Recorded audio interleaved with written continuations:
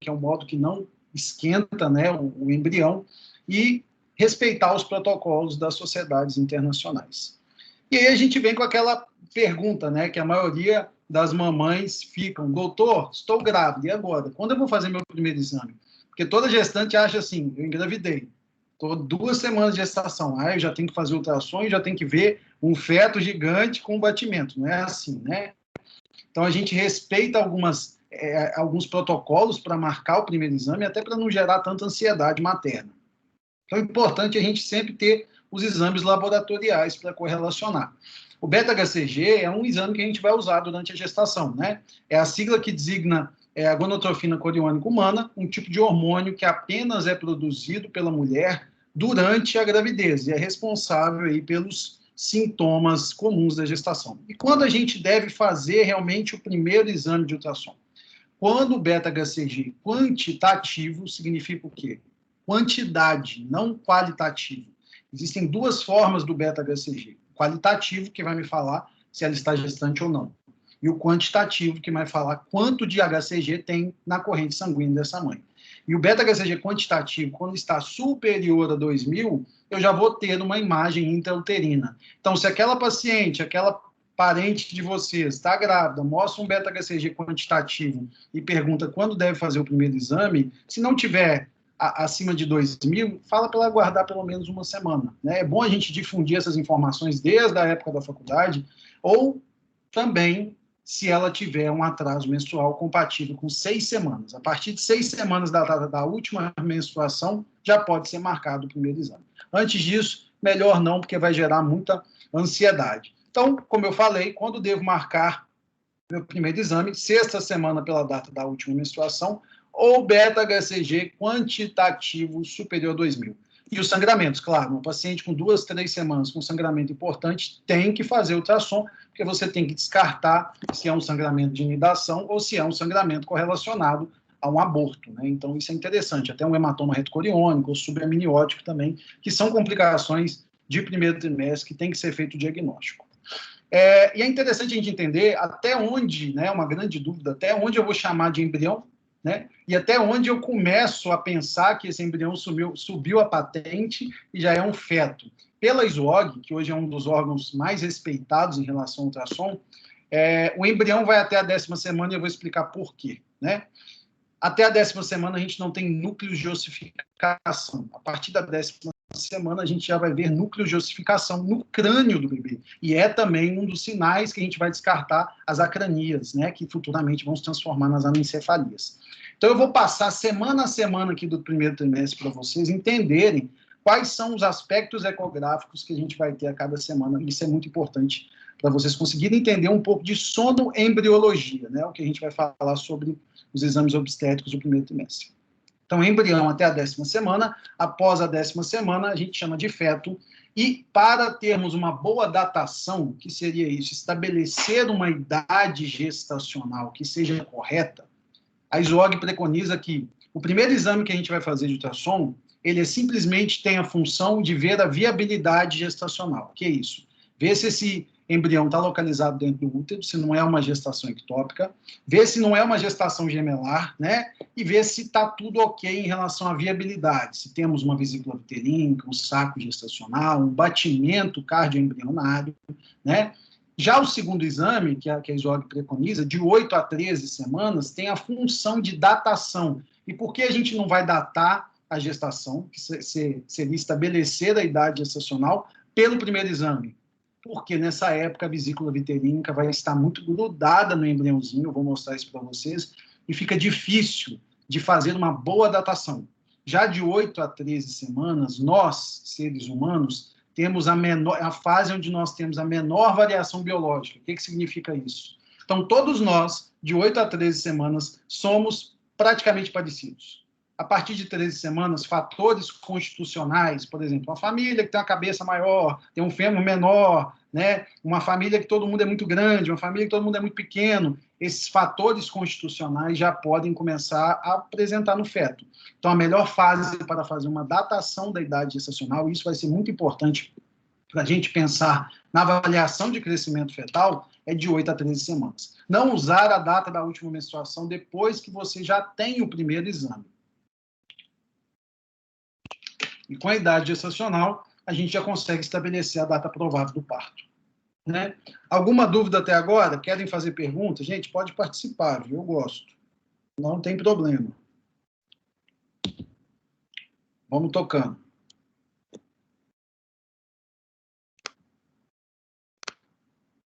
Caiu de novo? Não, professor, a gente está te ouvindo. Não caiu não, né? Beleza, vamos voltar. Que bom. Então, vamos lá. Qual seria a função do ultrassom de primeiro trimestre? Por que ele é feito via endovaginal? Né? Todo mundo fala assim, mas tem que fazer endovaginal mesmo? Pô, será que não vai fazer mal para a gestação, fazer mal para o embrião? Não, gente, não tem problema, né? Lembrar que a sonda endocavitária, ela não entra dentro do útero, ela fica dentro do canal vaginal, e o colo uterino tem uma espessura e uma função de proteger a gestação muito importante, senão nenhuma gestante poderia ter relação sexual, né? Senão a gente ia afetar o feto e causar até um aborto. Então, no primeiro trimestre, o ultrassom endovaginal, ele tem função, primeira coisa, avaliar o útero. Lembrar que a gente tem vários tipos de malformação mileriana que estão associados a parto prematuro. Então, útero bicorno, útero septado, né? Útero de Delphi. Tem todas essas malformações, têm que ser avaliadas no começo, através do ultrassom 3D. Avaliar colo, uma paciente que já fez uma conização devido a algum HPV, ela pode ter um colo mais curto, e isso lá no finalzinho da gestação pode aumentar o risco dela em relação à prematuridade. Avaliar miométrio, então, as pacientes que têm miomas na gestação podem prejudicar a implantação do saco gestacional e, posteriormente, prejudicar a implantação placentária. Lembrar que o mioma, ele não é a parede uterina, ele é um tumor.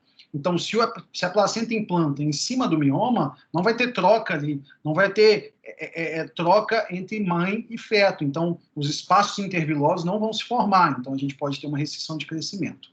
Avaliar cavidade uterina, onde a gente tenta buscar os hematomas retocoriônicos, as áreas de descolamento, e também saber quantificá-las, porque existem critérios de inviabilidade gestacional quando a gente está falando de hematomas muito grandes, né?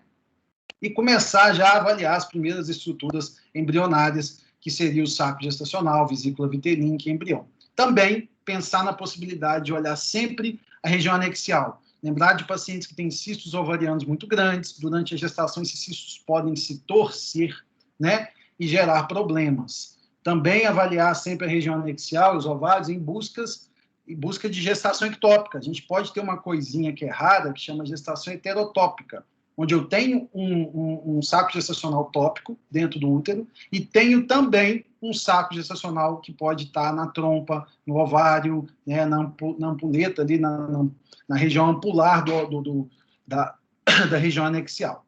Então, a primeira coisa a avaliar no exame endovaginal é o colo. Isso aqui é o colo uterino. A gente sempre faz a medida do colo, mesmo que seja na gestação inicial, para já predizer riscos de prematuridade. Essa é uma imagem do colo normal, né? Esse é um colo normal, onde aqui a gente vê o orifício externo, onde está o 1, e aqui o orifício interno. Aqui a gente tem um colo totalmente aberto, né? De uma gestação minha, que a gente acompanhou. Todas essas imagens são minhas, tá, pessoal? Então, aqui a gente tem um colo totalmente aberto, totalmente afunilado, com uma protrusão de membrana amniótica, e essa coisinha branca se chama sludge. Isso é um sinal de infecção, um sinal de corioamnionites. Então, é sempre importante olhar o colo. Aqui também um sludge, ó, perto do orifício interno do colo, e aqui uma medida de colo curto, né, um colo curto congênito também que pode acontecer, e é importante fazer o diagnóstico bem no início. Esse caso é um caso muito interessante de uma paciente minha, que a gente fez a medida do colo, geralmente a medida do colo fazemos no começo e depois repetimos no morfológico de segundo trimestre, lá com 22 semanas. A gente fez a medida do colo, estava normal, só que existe um protocolo para se fazer a medida. Eu faço 3 medidas, eu faço uma compressão ali no polo cefálico do feto, se o feto estiver com a cabeça para baixo, então a gente faz uma compressão aqui perto do orifício interno, e o colo aparentemente normal. Na terceira medida, o colo abriu. Ó. Então era um colo curto, que estava afunilado, e estava colabado. Então, quando eu fiz a manobra, ele abriu e a gente fez diagnóstico de incompetência íntima cervical nessa paciente, que ficou internada de 22 a 36 semanas no hospital, né? Porque não pôde fazer cerclagem, no caso dela, porque teve uma infecção também, mas graças a Deus conseguiu nascer quase no termo, né? Avaliação do miométrio, saber fazer diagnóstico entre miomas e contração uterina, que é uma coisa muito comum, o útero contrai desde o começo da gestação, tá, gente? Ah, vou sentir uma dorzinha e tal, não. Pode ser uma contração, sim. Lógico que a gente vai ter as contrações de treinamento lá no final, só que durante exames do primeiro trimestre a gente pode ter contração uterina, a paciente não vai sentir aquela dor da contração de treinamento, mas pode fazer diagnóstico diferencial de alguma alteração na cavidade amniótica. Então, no começo, a gente vai avaliar a cavidade uterina, onde conseguimos ver a cavidade coriônica, né, essa parte de fora, a cavidade amniótica, depois essas cavidades vão se unir, vão se fundir, de 11 a 12 semanas a gente tem essa fusão das cavidades, pode acontecer até a 16ª semana um atraso de fusão das cavidades, e é um diagnóstico diferencial até de hematoma subamniótico. Então, aqui a gente tem a cavidade, né, a vesícula biterínica, a membrana amniótica, e depois isso aqui vai se fundir aqui. Tudo ok? Todo mundo ouvindo? Sim, tudo certo, estamos ouvindo.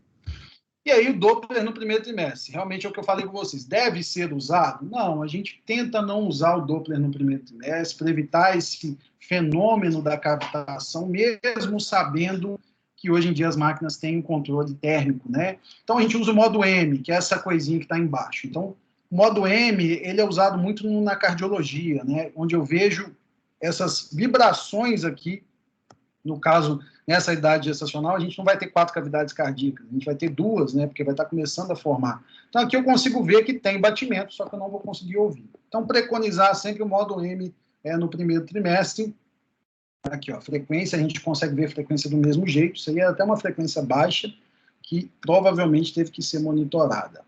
Datação da idade gestacional, que eu falei para vocês. Essa primeira imagem eu tenho útero com um saco gestacional, essa bolinha vesícula biterínica, o embrião, essa pontinha que está do lado. Então, como é que eu vou fazer uma datação de um embrião que está medindo 2 milímetros? Né? Então, não tem porquê. E outra, como é que eu vou fazer uma datação pela data da última menstruação? Geralmente o paciente tem ciclo irregular, está estressada, a menstruação demora um pouquinho. Então, o que temos que usar? A CCN, que é a medida da cabecinha ao bumbum, né, do feto, que aqui já é um feto, e essa fase a gente tem a menor variação biológica, onde eu consigo fazer a melhor datação e saber a real idade gestacional desse bebezinho.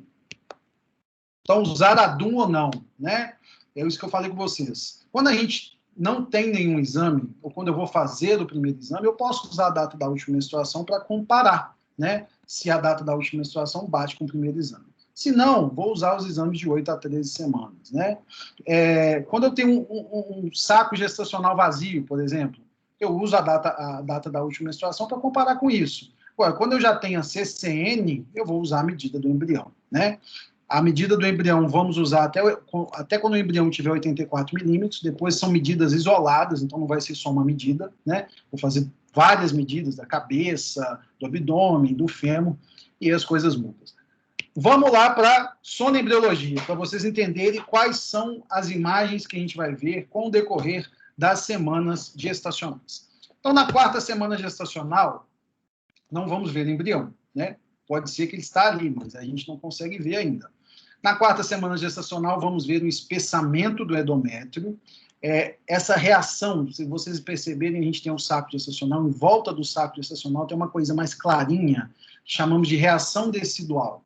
Essa reação decidual é muito importante para fazer diagnóstico diferencial de pseudo-saco gestacional em gestações ectópicas. Porque na gestação ectópica, olha como é que é a medicina, hein, gente? Na gestação ectópica, às vezes você tem um saco gestacional na trompa, mas tem uma imagenzinha aqui dentro da cavidade uterina, e isso deixa qualquer ultrassonografista doido, porque é difícil. Então, uma das formas de fazer diagnóstico diferencial de pseudo-saco gestacional para saco gestacional verdadeiro é ver essa reação decidual. Então, os fatores aí, os sinais ecográficos que a gente vai ter na 4ª semana: espessamento endometrial, reação decidual, um saco gestacional implantado ali na região mediana desse endométrio e um corpo lúteo. Não sei se você sabe o que é o corpo lúteo, mas ele não é nada mais do que uma cicatriz que fica no ovário, onde o folículo dominante abriu e o óvulo desceu. Então, a gente vai lá nos ovários, olha lá, tem um saquinho murcho, né, com um Doppler em sinal de fogo, que a gente chama, e isso é um corpo lúteo, sinal que essa paciente teve uma ovulação e a sua ovulação foi fecundada por um SPTZ, um espermatozoide. 5 semanas, mudou um pouquinho, né? Essa imagem aqui é linda, uma reconstrução em HD Live, até de uma colega médica, que parece até um bebezinho no palco, né? Tem uma vesícula vitelínica, parece um palco isso aqui. 5 semanas a gente vai ter o aparecimento da vesícula vitelínica, né? O saco gestacional bonitinho, e esse anel, que é a vesícula vitelínica, que tem uma função muito importante no começo da gestação. Com certeza vocês estudaram vesícula vitelínica, em embriologia, né? Mas ela é muito importante aí, até que se forme a placenta, né? Na 12ª semana que vai estar formada. A vesícula vitelínica não é nada mais do que um prolongamento do abdômen do embrião. E ela é uma mochila proteica que vai manter esse embrião em crescimento até que a gente tenha a proliferação do ducto ônfalo-mesentérico e aí a formação da placenta. A principal função da vesícula vitelínica no início da gestação é possibilitar a nutrição e a troca de gases entre a gestante e o embrião, né? Para dar suporte nutricional. A estrutura é estimulada pelo hormônio HCG e cresce antes do bebê. Então, o marcador da 5ª semana é a vesícula vitelínica. E uma coisa muito importante, lembrando aqui, ó, voltando aqui na 4ª semana, essa medida que a gente está fazendo aí, essa imagem nem é minha, mas geralmente a medida que a gente faz do saco gestacional são 3 medidas ortogonais, que a gente chama de diâmetro médio do saco gestacional.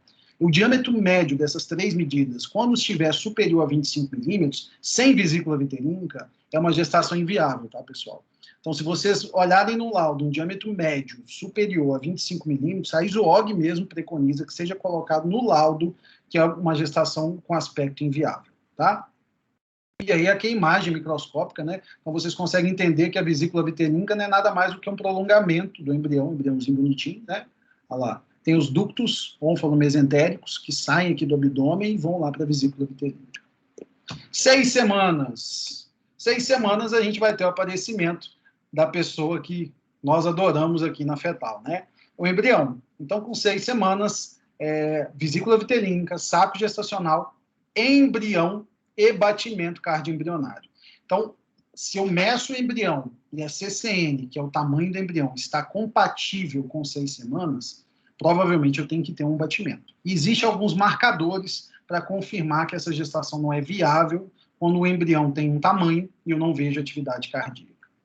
E esses marcadores são a CCN superior ou igual a 7 milímetros. Então, eu tenho um embrião que mede 7 milímetros e ele não tem atividade cardíaca, provavelmente estou diante de uma gestação inviável e tenho que fazer controle. Não vou chegar para a mãe e falar assim, olha, mãezinha, não vai evoluir, né? Mas você pode falar, mãezinha, a gestação tem aspectos inviáveis, eu vou precisar fazer um controle para ver se realmente vai evoluir. Lembrar que, também, o embrião com 6 semanas, com batimento inferior a 100, é critério de mau prognóstico. Então, acima de 6 semanas, o batimento embrionário é muito alto. A gente pega 180, 160 batimentos. Então, não pode estar abaixo de 100. Geralmente, esses embriões com batimentos abaixo de 100 não vão evoluir por, às vezes, alguma malformação cardíaca ou algum defeito genético embrionário, né? 7 semanas. Vamos lá, essa imagem é linda também. Parece que o embrião está flutuando, ó.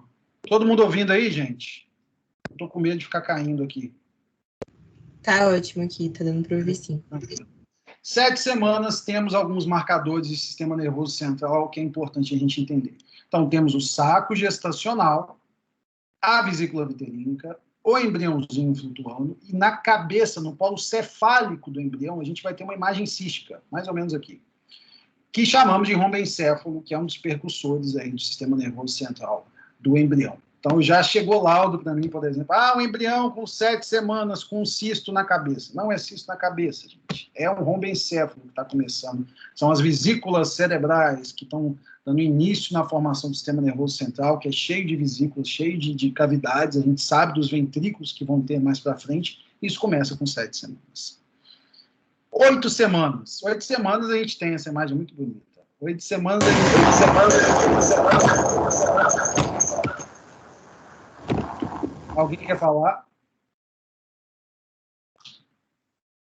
Todo mundo ouvindo?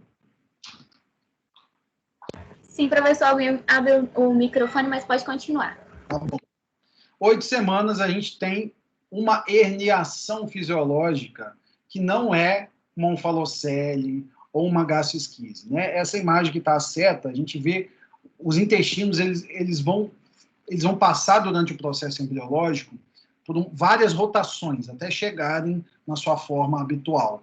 Então, durante essa fase, para eles que eles tenham essa rotação dos intestinos, eles precisam sair um pouco da cavidade e isso gera uma herniação fisiológica. Na 8ª semana, o marcador são os brotos dos membros. Então, a gente já consegue ver o embrião que tem um aspecto humanoide, né? Uma cabecinha, os membros superiores, os membros inferiores, né? A vesícula vitelínica vai continuar aqui, e a gente vê essa herniação fisiológica também. E com 8 semanas, nós já fazemos, pelo menos aqui o pessoal da Fetal, já fazemos uma avaliação bem pequena do sistema nervoso central, né? Principalmente quem tem uma especialização em neuroimagem fetal, a gente gosta de ver as estruturas embrionárias do sistema nervoso central, e é interessante vocês entenderem que com 8 semanas já dá para ver isso tudo. Ó. Diencéfalo, mesencéfalo, aqueduto, rombencéfalo, vesícula mieloencefálica, flexura mesencefálica. Então, tudo isso é possível ver na imagem em 2D e na imagem de reconstrução em 3D, né? Isso aqui são imagens minhas. Essa imagem aqui de cima é da Fundação de Medicina Fetal, é de um colega meu, que somos monitores lá em Campinas, na Fundação de Medicina Fetal, e essa aqui embaixo é uma imagem minha, onde a gente já consegue entender o sistema nervoso central, e é possível já desconfiar de algumas malformações do sistema nervoso central com 8 semanas. Lógico, eu não vou dar diagnóstico de malformação de sistema nervoso central com 8 semanas, mas eu já vou ficar em alerta em relação a esse embrião. Preciso avaliar no morfológico de primeiro trimestre, fazer uma avaliação bem detalhada para ver se a gente não tem aí uma holoprosencefalia.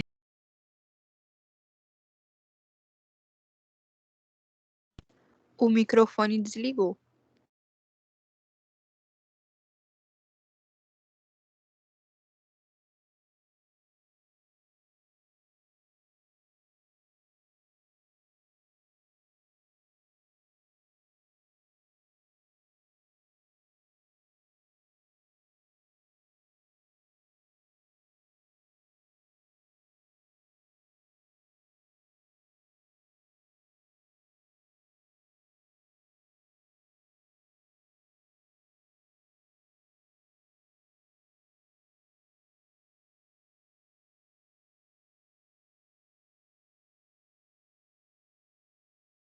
Estão ouvindo agora? Agora sim. Você está aparecendo. Vamos lá, vamos voltar. Não. Voltando. Então, como eu falei, na 8ª semana, a gente já consegue fazer bastante diagnóstico aí das estruturas do sistema nervoso central, né? Através de renderizações em 3D, a gente consegue viajar nesse sistema nervoso central através do Omni, que é uma ferramenta que a linha Voluson tem, a Samsung também tem. Então, eu consigo entrar dentro desse sistema nervoso central do embrião e estudá-lo de forma eficaz. 10ª semana é o que eu falei para vocês. A partir da 10ª semana, o embrião sobe de patente. É um feto, né? Com 10 semanas, a gente tem os núcleos de ossificação do crânio e também já tem os núcleos de ossificação da face e dos ossinhos da perna e dos braços. E o que é importante? Se com 10 semanas eu não estou vendo o núcleo de ossificação, eu preciso reavaliar esse bebê no morfológico de primeiro trimestre para ver se a gente não vai ter esses núcleos de ossificação. Lembrar que a ausência de núcleos de ossificação com 10 semanas, com 11 semanas, tem associação muito forte com deficiência de ácido fólico e defeito aberto de tubo neural. Defeito aberto de tubo neural, acrania, mielomeningocele, as espinhas bífidas, né, a encefalocele, as malformações que muitas vezes são incompatíveis com a vida. A mielomeningocele, a gente faz a cirurgia intrauterina e consegue corrigir, né? Só que de Vitória eu tenho 5 casos que eu levei para São Paulo, a gente operou, trouxemos de volta e estão aí vivos, né? Super bem, com desenvolvimento neurocognitivo muito legal. Mas a acrania é uma das únicas malformações no nosso país que a paciente com 2 laudos de ultrassom confirmando a acrania, ela pode chegar em qualquer hospital e pedir o abortamento, se for o desejo do casal, tá? Lembrando que a acrania e a anencefalia é incompatível com a vida, né? Na 10ª semana, então, a gente tem os núcleos de ossificação, perfil facial, né? Faz o diagnóstico de acrania, mas é bom acompanhar com 12 semanas, e também é possível avaliar a hemimelia, que seria falta de algum membro superior ou inferior. E sempre bom também avaliar a parede abdominal. 12 semanas, 11 a 12 semanas, essa imagem é muito bonita, o cordãozinho aqui, né? 11 a 12 semanas a gente já começa com a regressão da hérnia fisiológica e entramos no período de morfológico de primeiro trimestre, que a gente pode até combinar de dar essa aula, porque é uma aula de quase 1 hora que eu dou, né? Eu geralmente faço essas aulas no meu Instagram, ou dou essas aulas em Campinas na especialização, mas é um tema bem legal, porque no morfológico de primeiro trimestre conseguimos fazer rastreio de complicações gestacionais, como pré-eclâmpsia, como malformações cardíacas, malformações do sistema nervoso central. Então, é um exame que a gente difunde bastante, poucos médicos solicitam, mas é um exame que consegue me dar uma informação muito importante sobre a função placentária no futuro. Eu consigo prevenir pré-eclâmpsia, porque se eu tenho risco aumentado, eu posso entrar com AS e melhorar a segunda onda de invasão trofoblástica. Então, são várias informações importantes que a gente tem nesse exame. Então, fazendo uma revisão, a gente tem aí cavidade amniótica, membrana amniótica, vesícula vitelínica, embriãozinho, né? A cavidade extracelômica, como eu mostrei para vocês. E relembrando um pouco dessa questão de viabilidade. Se eu tenho um saco gestacional vazio, coloquem na cabeça, por favor, não existe gestação anembrionária ou anembrionada, tá? Toda gestação vai ter formação de embrião, mas a gente não vai conseguir ver porque ele não criou o tamanho possível para ser visualizado pelo ultrassom, ecograficamente. Então, toda gestação onde eu tenho um saco gestacional com diâmetro médio superior, que são as 3 medidas ortogonais superiores a 25 milímetros, é uma gestação inviável, não anembrionária, tá? Sempre inviável, porque não vai evoluir. Ok, bom, isso aí é a aulinha que eu preparei para vocês. Eu tenho aí um tempo para ficar com vocês, então vamos bater um papo. Quem quiser saber um pouquinho mais sobre a minha rotina, sobre o que eu faço em Vitória, sobre a parte médica, eu divulgo bastante coisa no meu Instagram. Foi até a forma que a Raquel entrou em contato comigo. Lá vocês conseguem entender um pouco da minha rotina profissional. Quem quiser estudar um pouco mais sobre fetal, manda mensagem lá, a gente pode fazer aí um grupo de estudos em relação a isso. E muito obrigado aí, adorei, estou à disposição. Vou voltar aqui para o aplicativo.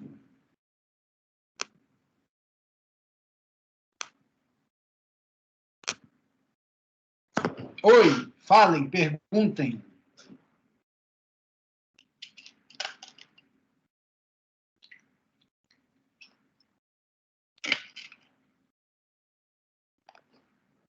Doutor Flávio, eu só queria pedir para, se você puder repetir aquela parte que você falou da cavidade uterina, coriônica e amniótica. Você falou que tem a união, né, delas, entre 11 e 12 semanas, e você falou que poderia confundir com algum diagnóstico. Sim, quando a gente pode ter um atraso da fusão, deixa eu ver se eu pego aqui no slide. A gente pode ter um atraso da fusão das cavidades, que pode acontecer até a 16ª semana. Cadê? Nossa, o Mac é terrível. Isso aqui já é outra aula. Vamos lá.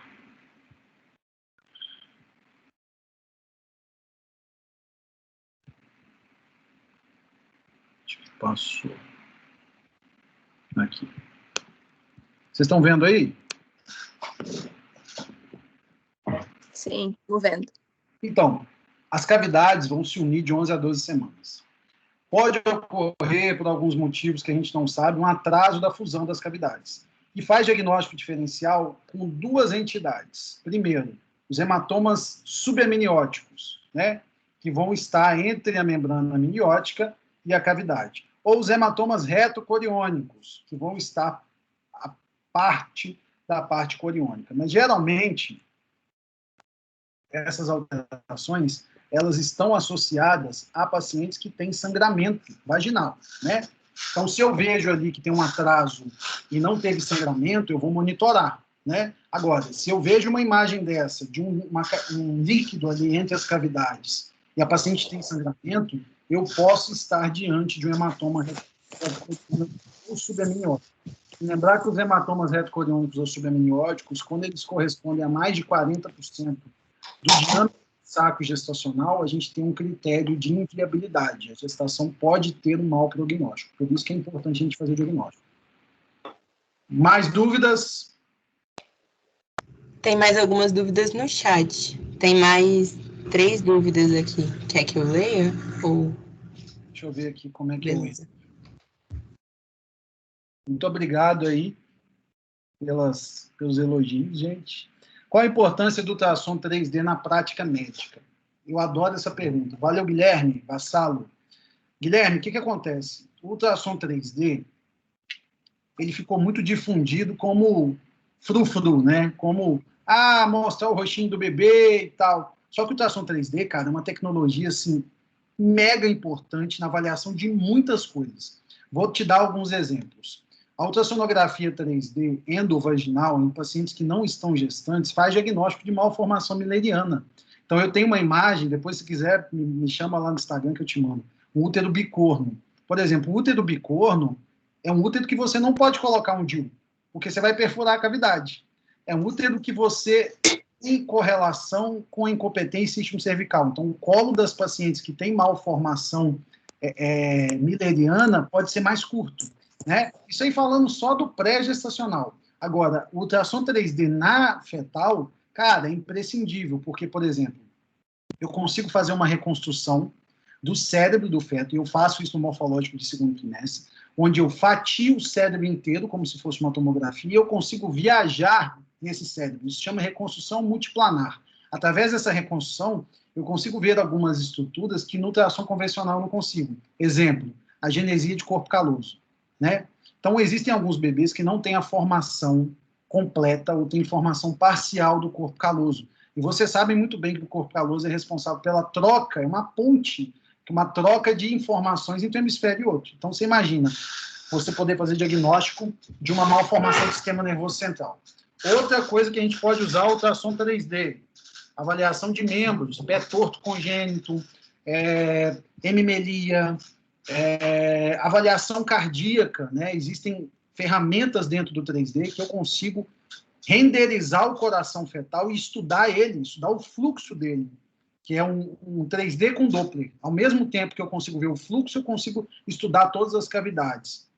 Então, hoje em dia, não existe fetal sem Doppler, sem 3D. A gente usa 3D para tudo, né? Para avaliação de face, para avaliação do sistema nervoso central, para avaliação de coração, para avaliação de várias estruturas, às vezes, por exemplo, imagens císticas que a gente pode ter no bebê. A gente pode ter cisto ovariano, e eu quero estudar um pouco mais esse cisto, saber a localização dele. Eu posso ter um bebê com uma genitália dúbia. Eu tenho uma imagem, está até no meu celular. A gente teve, ano retrasado, um teratoma sacrococcígeo fetal. É um tumor benigno, hipervascularizado, que me ajudou muito, porque eu tenho a imagem em 3D, eu tenho a imagem em 2D, eu tenho a ressonância e eu tenho a imagem do bebê. Depois, se vocês quiserem, eu mando para vocês. O bebê, quando nasceu, foi operado aqui, graças a Deus, está tudo bem. Então, o 3D não é simplesmente recreativo. Eu uso o 3D para tudo, né? Eu uso o 3D para ver localização de DIU, porque muitas vezes só no modo convencional existe uma dificuldade muito grande de você ver se as asinhas do DIU estão localizadas no fundo uterino. Então, ele é usado realmente para muita coisa. Vamos lá. Poderia falar um pouco de ultrassom em aborto de forma sucinta. Gostaria de saber se existem critérios ultrassonográficos quanto à necessidade de cureta. Bom, isso aí é uma aula que eu dou de inviabilidade gestacional, mas posso falar.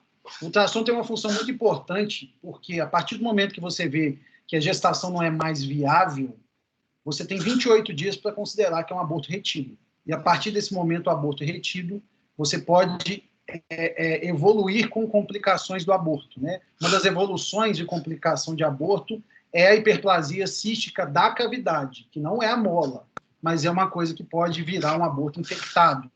Então, um aborto que está retido ali há muito tempo. Outra coisa também é a avaliação de fluxo de Doppler nos restos ovulares ou restos abortivos, né? A gente teve esse ano uma malformação arteriovenosa numa paciente que teve um aborto. Então, a gente chamamos isso de MAV, Então, o ultrassom ajuda bastante. Agora, o fato de indicar a cureta ou não é muito a questão do obstetra avaliar o ultrassom. Vocês têm que entender, quem vai trabalhar com imagem, nunca você vai poder dar condutas. Você vai trabalhar em equipe. Então, a sua função é fazer diagnóstico e avisar o colega. Existem hoje algumas ferramentas que você pode usar em vez da curetagem. Existe o Amil, por exemplo, que é uma ferramenta de sucção da cavidade. E ele gera muito menos lesão na parede uterina. Então, é muito melhor, né? Então, eu acho que, com certeza, tem uma função muito importante e a gente acompanha. Lembrar também que das gestações inviáveis que tem que ser acompanhada semanal, né? Vamos lá. Tem mais aqui. Deixa eu ver se chega meio... Eita, o negócio está meio travado.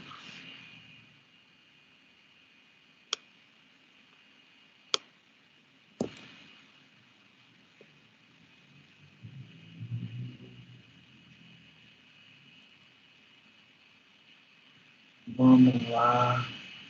Gente, eu estou tentando chegar aqui onde é as perguntas mais recentes, mas é para baixo.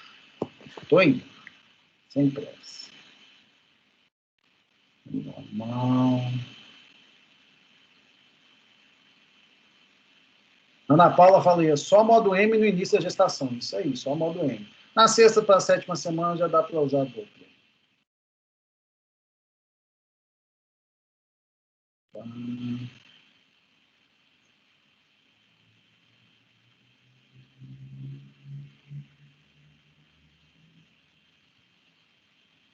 Qual será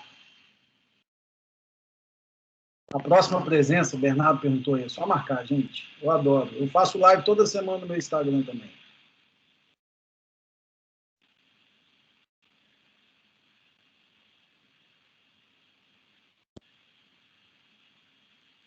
Muito bom. Gravidez psicológica é considerada gravidez anembrionária?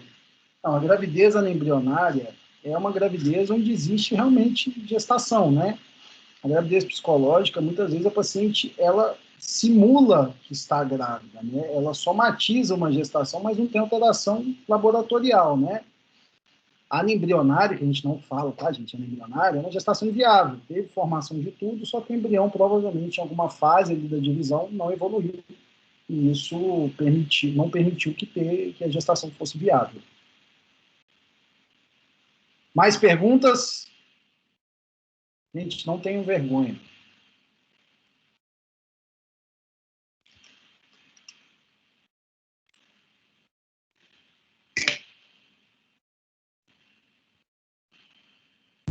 Doutor Flávio, acho que finalizamos as perguntas mesmo. Nós agradecemos muito pela sua palestra, agregou muito conhecimento para todos nós. Muito obrigada. Isso, eu vou pedir só aí, quem tiver mais dúvida, adiciona lá no Instagram. Eu vou tirar uma foto aqui só para colocar lá para vocês. Meu Instagram é DR Flávio Braga, tem bastante coisa legal lá, então quem quiser pode adicionar, pode mandar pergunta para mim. Toda segunda-feira eu abro a caixinha de perguntas e tem colegas e pacientes também, tá bom? Foi um prazer, muito obrigado. Estou à disposição aí para próximas aulas, se vocês precisarem, tá bom? Muito obrigada, foi excelente. Tá, Muito Raquel. obrigada, foi ótimo. Beijo.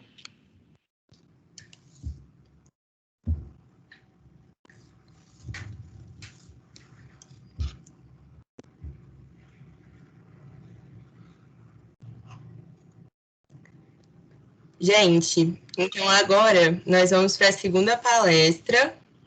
Estão conseguindo me ouvir? Sim, tá dando para ouvir. Beleza. Tá, então agora a gente vai para a segunda palestra sobre ressonância com o Dr. Mirval Brito, que foi graduado na Universidade Federal do Piauí, com residência em radiologia pela USP, em fellow em radiologia torácica e abdominal também pela USP. Boa noite, Dr. Mirval. Pode começar, viu? Boa noite, pessoal. Boa noite a todos. Oi. Você consegue espelhar sua tela? Tô tentando aqui. Beleza. Um segundo.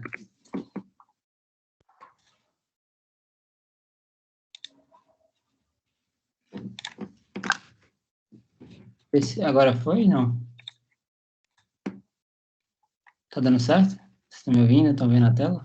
Acabei de te colocar como apresentadora, acho que agora vai.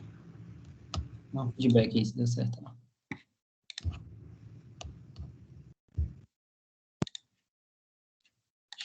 Para mim tá parecendo que tá aqui, mas não sei se vocês estão vendo aí ou não. Aqui ainda não foi. Deixa eu ver. Pera, deixa eu tentar pôr de novo aqui. Eu acho que agora vai. Vê se foi. Foi? Não, não foi ainda não. Estranho. Vou tentar mais uma vez. Tá até falando para eu ter que botar para parar de compartilhar. Acho que aqui vai agora, não é possível. Agora foi? Tá falando, compartilhando essa guia com Teams, Microsoft. Também está aparecendo isso aqui. Eu acho que tá carregando, esperar um pouquinho para ver se vai. Vamos ver. Se aparece aí, porque às vezes que é até bom que eu tenho que passar mais devagar os slides, qualquer coisa.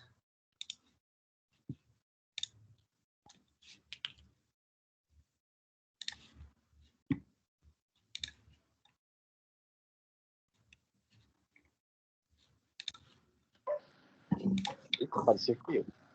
Já aparece? Aparece. Onde é que aumenta o volume dele? Onde é?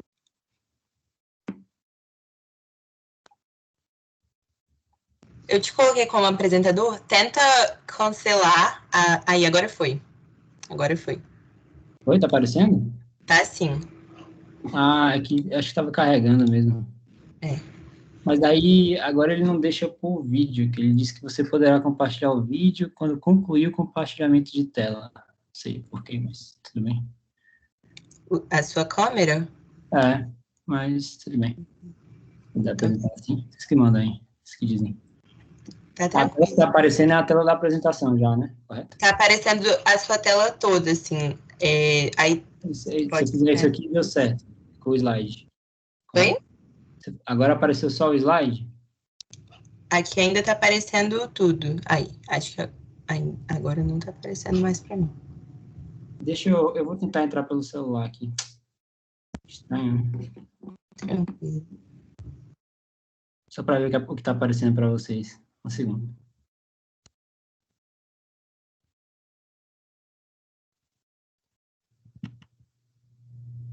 Eu tinha testado, mas tinha dado certo. Qualquer coisa, peço para a Aline compartilhar a tela, eu vou apresentando, mas assim era mais prático. Espera aí um segundo, tá?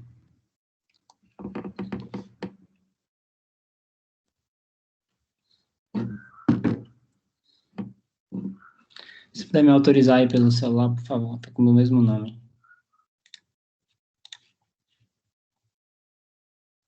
Tela cheia.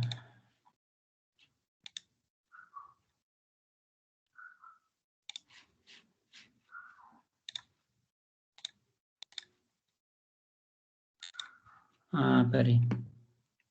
Pode me pôr como apresentador de novo, por favor? Naquela outra conta mesmo. Boa, obrigado.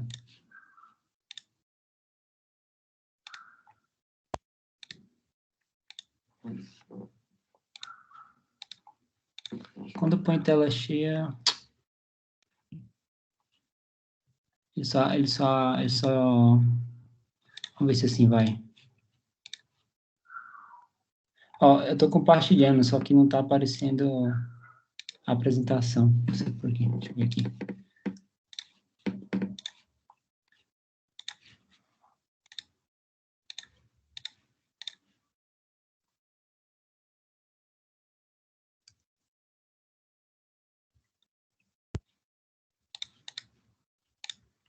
Você quer tentar aí, Aline? Vou tentar rapidinho. A gente tenta mais um pouco. Não sei por que não tá dando.